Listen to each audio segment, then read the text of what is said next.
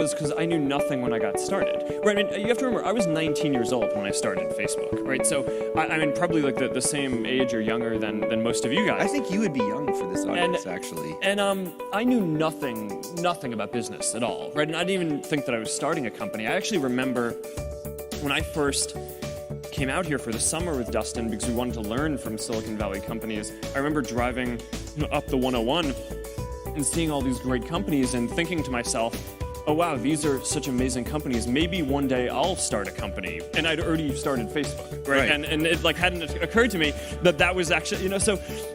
How did you learn? How did you learn well, just to from a manage lot of the people around me. But there's so many mistakes that just come from not. I mean, like I really knew so little at the time. I spent a bunch of time analyzing and reflecting on why it was that we were even able to do it, because all reasons suggest that we shouldn't have been able to do it, right? Because all these other companies had way more engineering power and servers and time and money and all this stuff. And I actually think that this is a pretty instructive thing for anything that you want to go do, because this is the same property is going to be true for anything that you guys start, is that someone else is going to have more resources and be able to do it. The reason why I think we actually ended up being the ones doing it is because we just cared way more about it than everyone else. We always thought that it was this really important thing and really just like felt in our gut, in our heart that we wanted to do it. And, early on there were always these skeptics saying that, oh, this can't be a business. We didn't actually care that much about it being a business early on.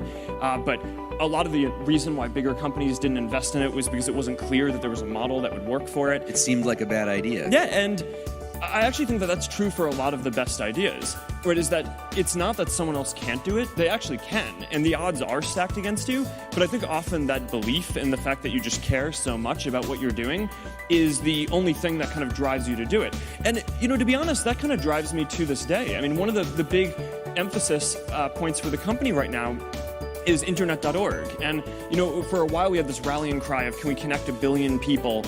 And when we started talking about that, we thought that was crazy, right? It was way bigger than any service in the world that had been built, and it was 10 digits long, right? It's like it felt crazy. We'd never get to that. But then the thing is, as we started to actually get closer to that, we took a step back and we're like, all right, well, our mission isn't actually to get 1 in 7 people in the world to be connected. It's we want to connect everyone. So it's a big issue that only around 1/3 of the people in the world have access to the internet, and that's something that we think that we can do something about. So many things go wrong when you're starting a company, and often I think people ask, what mistakes should you avoid making?